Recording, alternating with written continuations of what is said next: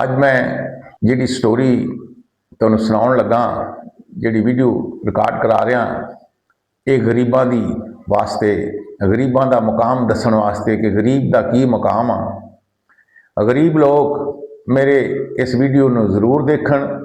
मेरी इल्तिजा आ कि तमाम गरीब लोग इस वीडियो नूं जरूर देखण, क्योंकि इहदे विच मैं गरीब दा मुकाम समझाउण दी कोशिश कीती है कि दुनिया दे विच अगर कोई ऐसी वबा चले, ऐसी हवा चले जिहदे नाल अगर उस दुनिया दे बादशाह, नवाब, महाराजे, राय, रईस, जगीरदार, सेठ, साहूकार, उमरा, सरमायाकार, वकील, बैरिस्टर, जज, जिहड़े इंसाफ दे ठेकेदार, ये सब उस वबा दे नाल, उस हवा दे नाल मर जाण ते यकीन जानो कि पूरे निज़ामे आलम ते जर्रा बार कोई फर्क नहीं आएगा। पूरी दुनिया का निज़ाम उस तरह चलता रहेगा। लेकिन अगर इस दे बरक्स, इस दे उल्ट उस वबा चले रात नूं और उस वबा दे नाल, उस ऐसी हवा दे नाल उहदा शिकार कौन होण? उहदा शिकार किसान, जुलाहे, लोहार, तरखान, तोबी, मोची, दर्जी, मेमार, नाई, चमार, भंगी, गवाले, गडरिए, कोचवान, रेड़ीबान, कुल्ली, मजदूर, मोटर ड्राइवर सब मर जाण उस हवा दे नाल, उस वबा दे नाल, ते दुनिया किसी कम दी नहीं रहेगी, बल्कि ये दुनिया बहुत बड़ा दोज़ख बन जाएगी। क्यों? ये गरीब लोग जिहड़े आ, ये अपने आप नूं समझदे आ कि असीं अमीरां दे मुहताज हाँ। ये मेरी गल गौर नाल सुन लो।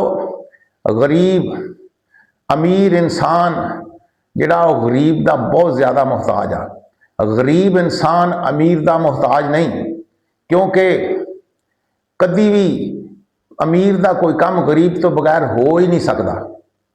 कोई भी काम, छोटे तो छोटा, वड्डे तो वड्डा, सारे दे सारे काम जिहड़े आ वो गरीब दी मोहताजी आ, अमीर दी मोहताजी आ कि वह गरीब तो बगैर कर नहीं सकता।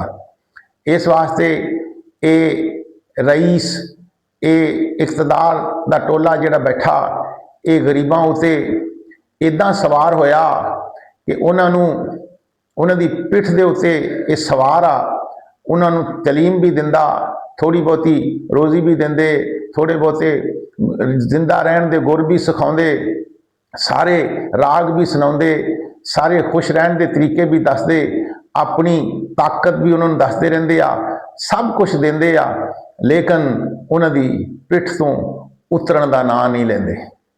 उन्हां दे उत्ते जिहड़े सवारी कीती बैठे आ वो नहीं छड्डदे पए, उहदा गरीब दा खून जिहड़ा चूस रहे आ उस तो माफ़ी नहीं दे रहे।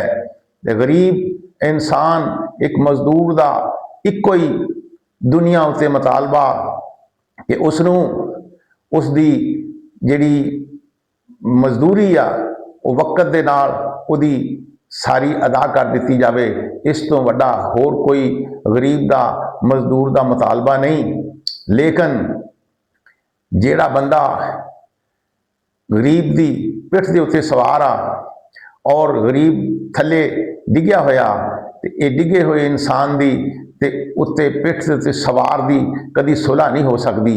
सिर्फ इक्को ही मुतालबा गरीब दा कि गरीब नूं की कीता जावे, उहदी मजदूरी, पूरी मजदूरी उन्होंने वक्त ते अदा कर दी जाए। तो गरीब दा होर कोई ऐसा मुतालबा नहीं जिहड़ा बिल्कुल इंसाफ ते मबनी है।